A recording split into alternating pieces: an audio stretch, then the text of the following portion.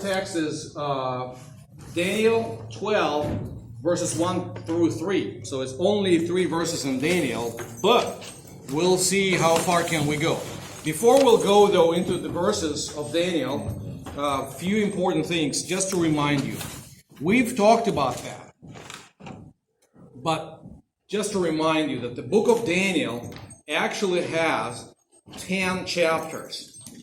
And I'm using purposefully the word chapter to kind of see that you will like, Pastor, what? You just said 12. But in reality, it is one of the greatest books in a sense, apart from Psalms, where we can obviously see the breaks between the chapters. The reason we have 10, 11, and 12, that those people who broke Bible, they didn't break the Bible, they divided Bible into chapters and verses. Those who divided Bible into chapters and verses realize that the last chapter is just so long. I mean, let's go there for a second. Chapter 10, for example, in Daniel. How many verses do we have there? In chapter 10, we have 21. And it's like, okay, but then chapter 11 is 45 verses, and they just did not know where to stop. So they saved last, I don't know, what was that, like 12 verses or, 12 verses of, 13 verses, of chapter 12 for the kind of stuff, for the very end stuff. But in reality, it is one big block. 11, 10, 11, and 12 is one thing. How do we know that? We know that because in the first 6 chapters of Daniel, we have stories. We have a story about 4 guys who ended up in Babylonian captivity in chapter 1, and they are just admitted to Babylonian State University with a full scholarship on political science department. And then Daniel graduates with cum laude and goes and he works as a mayor of Babylon. He doesn't run the whole empire, but he runs the capital. Okay? Then we have another story about the vision. Then we have another story about fiery furnace. And it's very clearly, you can obviously see where story begins and where when the story ends and when next begins. Then in chapter 4, for example, we have a story about Nebuchadnezzar. If somebody will ask you a tricky question, is there any page in the Bible which is written by a heathen? Or, he was not really a heathen in the bad sense. He was a non-Jewish guy. So there is at least one chapter which is written by a Gentile, that would be a better word, by a converted Gentile, but it's a Holy Scripture. It's chapter 4. Because it's basically written not as a diary, but it's like looking back, Nebuchadnezzar says, I was young and dumb, and I'm not even young, I'm still dumb, but looking back, I'm thinking about this great God who basically delivered me from a sin of pride, and I had to go through this period of 7 times when I was like a beast, literally. So then there is chapter 5, the Belshazzar's feast. And again, it's very clearly marked. We can see that this is Belshazzar, the grandson of Nebuchadnezzar, who, under a threat of Babylon, we have Persian army attacked, and they were like really at the gate. So almost like in the movie Enemy at the Gate, they really besieged Babylon, and he was like looking for some kind of deity to respond. But since there is only one God who hears and talks, okay, here we go. God responded. He had the writing on the wall, and so on and so forth. And then chapter 6 is a story where Daniel, very aged, very old, advanced in age, he ends up in the lion's den. And then we have, I usually pick on those things, we have some children's books, and very often, you open the children's Bible and you see Daniel, old guy, and that's true. and he sits down and he has like a lion here and he pats him, like almost breathes his hair and so on and so forth. It's not what happened in the Bible, by no means. What happened in the Bible is he ended up in the lion's den. He was at the very bottom. But then when he talks to the king, he says, angel shut the mouths of the lions. So they were roaring, screaming. I mean, they were hungry. We know how hungry they were. Because when Daniel was pulled up, the other guys were thrown down. They did not even reach the bottom. They ate them while they were flying down. Okay, so they were hungry guys. So it's not a question of on environmental science how lovely you can relate to particular animals, but in reality it's a question of faith and trust and defense that God put between his servant and whatever stuff attacks him. But then beginning with chapter 7, they are, 7, 8, 9, and 10, they are all marked and they are all dated. Look at that. 7 begins with the words, in the first year of Belshazzar, king of Babylon, Daniel saw a dream and a vision. Okay? If you flip to chapter 8, in the third year of reign of King Belshazzar, a vision appeared to me. Then you go into 9, in the first year of Darius, son of Ahasuerus, the descendant of a Mede, who was made king over the realm of Chaldeans, the first year of his realm, I, Daniel, perceived in the books the number, blah, blah, blah, so on and so forth. And chapter 10 begins with, in the third year of Cyrus, king of Persia, a word was revealed to Daniel, who has named Belteshazzar, and so on and so forth. And then if you go into chapter 11, there is nothing like that. And in chapter 12, there is nothing like that. So the whole thing is, chapter 12 is a part of the one long vision.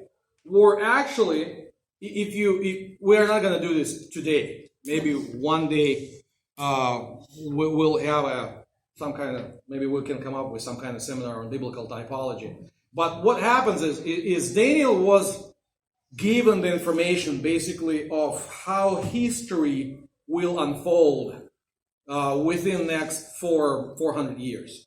So basically, between him and Jesus, we see the move of different beasts who represent, they are not bad guys, not necessarily. They represent a particular empire. So we begin with Babylon, then we go into Persia, then we go into Greece, and we see how Greece is fighting with Rome at the very end, and so on and so forth. And basically, one simple rule for interpretation: as long as empire supports true gospel, as long as empire in our language supports the church, they support the spread of the biblical worship, they are fine and they are very strong. And then usually if something goes wrong and people are opposed to this teaching and they try to implement their own rules, and therefore they try to implement their own kings and gods. Kings is okay, gods. And then there is another outside empire that comes and just overthrows them, and actually the following empire is even bigger power, and this gives even more chances to spread the gospel. So that's kind of cool. Now, with this kind of introduction into Daniel, let's go into chapter 12. That kind of depicts what will be at the very end. And again, chapters 10 to 12, as I said, they go in what kind of historical period? From Daniel to Jesus. So it's not the end that we do not know when it will come. It's mostly about the end in the times of Jesus. But since Jesus inaugurated another kingdom, we are in him, it is also related to us. But first and foremost, it's about Jesus. Okay, so at that time shall arise Michael, the great prince who has charge of your people. And there shall be a time of trouble, such as never has been since there was a nation till that time. But at that time your people shall be delivered, everyone whose name shall be found written in the book. Okay? And unfortunately, our reading, we actually can extend it. Probably should. Look at verse 4. But you, Daniel, shut up the words and seal the book. Okay? Until the time of the end. Many shall run to and fro, and the knowledge shall increase, blah, blah, blah, all of that. So that's the same book. We have people whose names are written in the book. Daniel is given the vision of that. We also we see this book in Revelation. Okay? And that's where book is opened up, and 7 seals are broken, and it's opened up, and people are judged. And if the name is in the book, and they are their deeds correspond to what is written in the book, they're saved and fine. If they're not, then okay, they are in trouble. So with Michael, there are a couple of things we need to know. One of those things is, first of all, he appears in Daniel before. If we go into chapter 10, verses 18 to 21, we can see that actually Daniel talks to him, and they talk about them. It says, "Fear not, Daniel. So the prince of kingdom of Persia withstood me for 21 days. But Michael, one of the chief princes, came to help me, and I was left there with the king of Persia." So we see this Michael appearing in the very beginning of the vision, and we see how he kind of closes up the vision. So we have appearance of Michael in the very beginning at the very end. People are arguing who Michael is. So first of all, name Michael.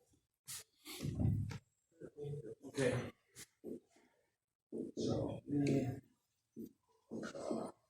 So actually, it's kind of like it's 3 words in Hebrew that put together.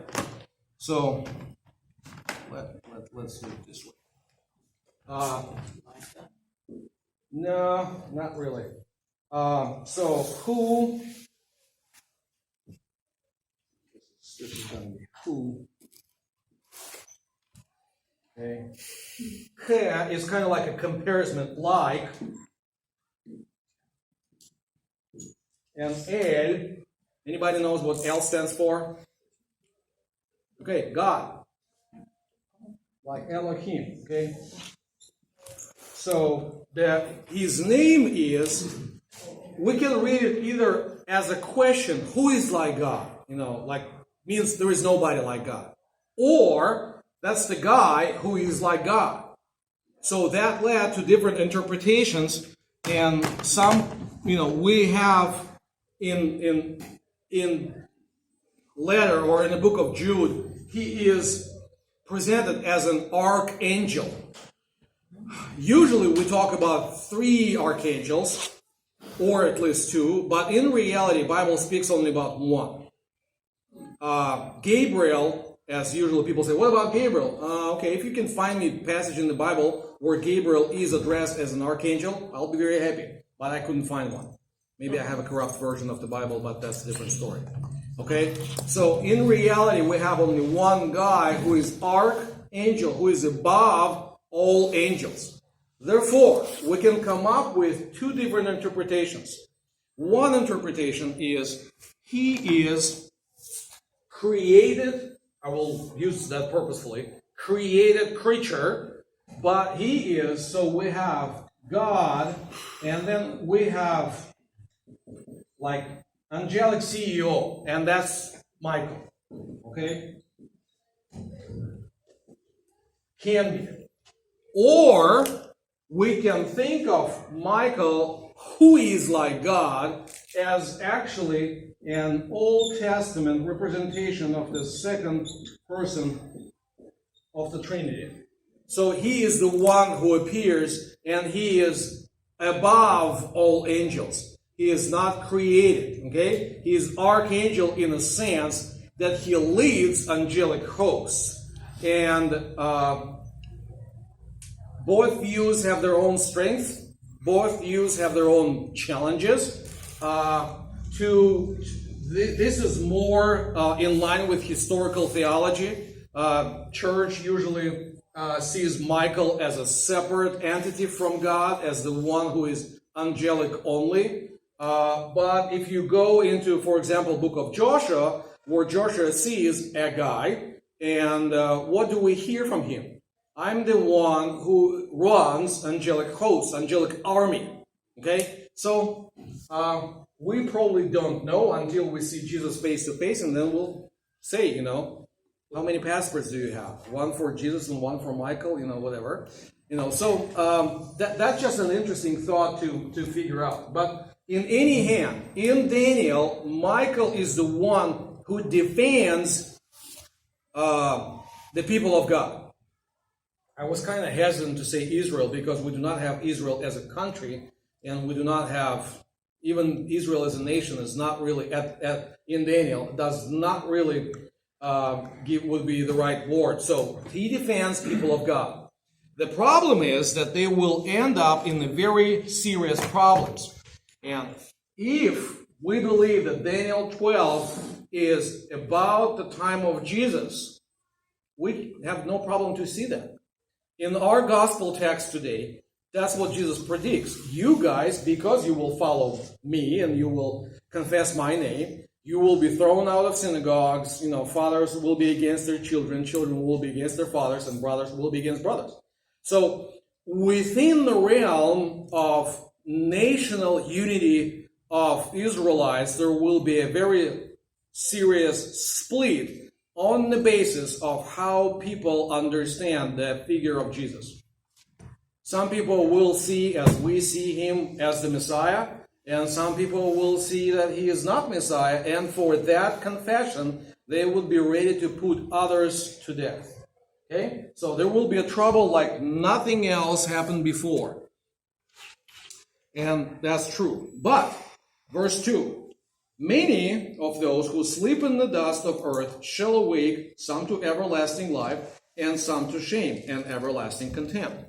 A couple things about this. This sleeping in the dust idea actually goes back, and it goes back to Genesis 3. Okay? That's the words that we pastors usually repeat or recite at the gravesites. You are dust, and to dust you shall return. Sometimes we take those words as something with a taste of I'm blanking on the word. Oh my goodness. Curse, sorry. Yes. Because we see this in the context of Garden of Eden, and that's partially true. But in reality, when we put all things together, and one of the passages is Daniel 12, we understand that actually return into dust is not, okay, even if it has some kind of taste of curse, it is not the final curse. Okay? It is by no means, it's a final destruction. That's a circle that every one of us would have to go through, unless you're Jesus. If you're Jesus, then talk to me after Bible study. But if you are not, then you will go through that, and there will be a period of time when you will be, dissolved into dust. But what Daniel tells us is all of us who are dead will be raised to a new life. They will be awake, but some to everlasting life, and while others will be resurrected to shame and everlasting contempt. So the thing is that the fact that people go through death and therefore resurrection experience does not mean that this is bad. Okay? Death by itself is not necessarily a bad thing. Yes, it is hard. And especially those who are still here. But, I probably will remember that forever, or at least for a long time. When we were sitting, me, Trudy, and John, and, Romanel, and he was like, Pastor, I'm tired. And then he said, it's not like, I want to go home. So with this full awareness and realization that this is, however wonderful it is, and it's great to have, beloved wife, kids, and grandkids, and so on and so forth. But this is not eternal home. This is not a place where you can live forever. There was another comparison that one person shared with me, and it's actually so through second hands. I got it from Pastor John Gross, and he likes fishing. Okay, so it's probably underestimation that he likes fishing. But so he comes home and he said that you see in the boat, oh, nature is beautiful, everything is great. And you see it, and you have a fish, and this is great. But then you come home and you understand that you have not been taking shower for a few days. You have not been eating right. You have not been doing this and this. And you come home and you realize that this is much more, this is great and comfortable. Now, the earth is a fishing. However, do we enjoy it or not? Okay? And the home, heavenly home, would be like on a greater scale, this difference, We will finally realize where we belong to and where our true home is. So the fact that people go through all of this is to say that the fact that people die is just a natural cycle. Okay, by no means I don't want to say this is easy and this is should be we would not have any tears. We will. And again, especially those who are still on this side of this door, okay? But in reality, we know that because of Jesus, there will be a moment when all those who sleep in the dust will be awakened. And the question is, we just need to figure out where we're going to be, on which side. And of course, the fact that we will be either raised for the eternal glory or for eternal shame depends on our relationship with God, and especially with Jesus. Now, verse 3. So then, but those who are wise shall shine like the brightness of the skies above. And those who turn many to righteousness like the stars forever and ever. So while there is still time, it is very interesting that those who are wise in the Bible, what's the beginning of wisdom in the Bible? Fear of the Lord, okay? Not God. Because in the Bible sometimes the term God is used for just a powerful being, okay? But the Lord is a particular divine, what we call true God, okay? That's our triune God. So our relationship with God, with true God, with the Lord, so our relationship with Him is the basis, is the foundation of being wise or not wise, and therefore we have a chance to shine and be bright. There are a couple of things that I would like to say about this. First of all, let us go into the book of Genesis. That's funny.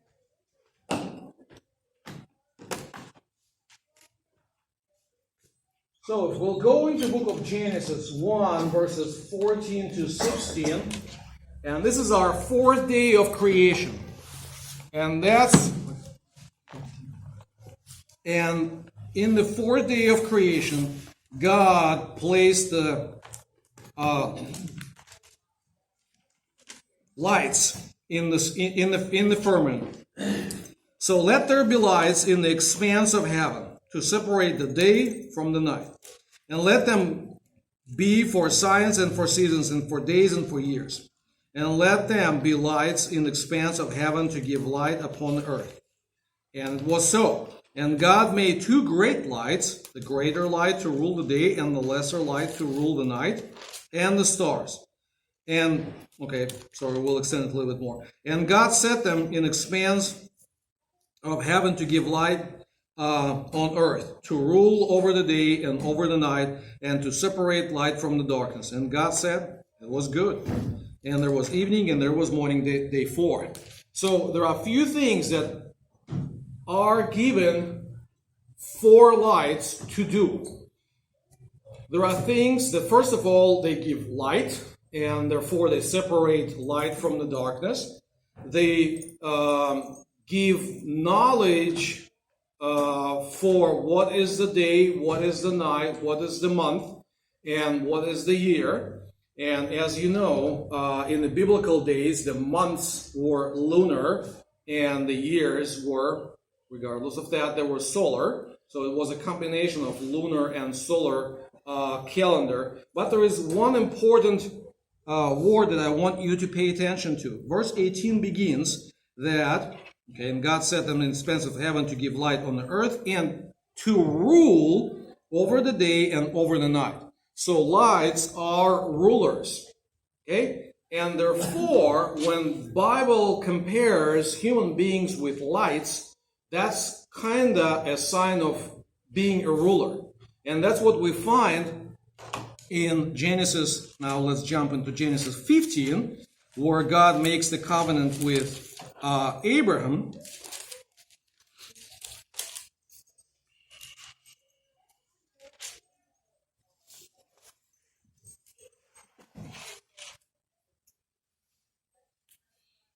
Okay.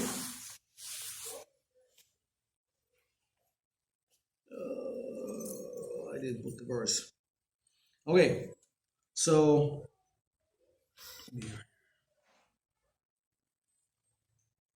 yes, verse 5. So Abram and God discusses the covenant, and God, brought him, Abraham, outside and said, look toward heaven. I'm sorry. Yes. Thank you. Look toward heaven and number the stars, if you are able to number them. Then he said to him, so shall your offsprings be. And we usually think about the numbering in the sense of calculating how many. In reality, what is there can be translated as try to assess.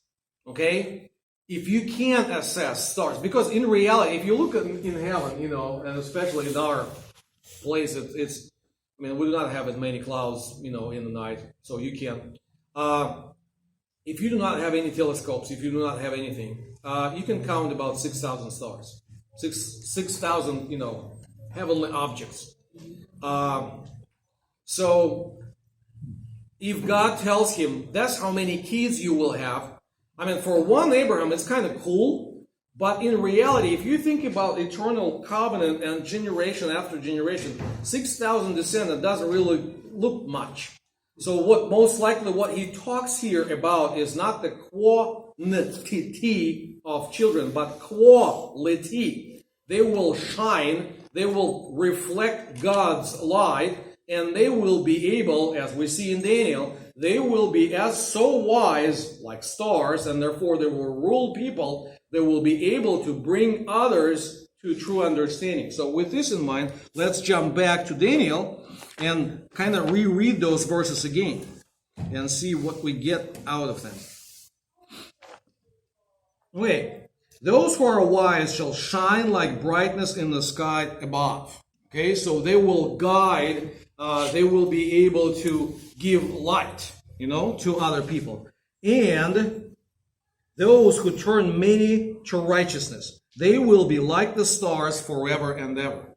Why? Because being a star is an attribute of leadership. We even call them celebrities.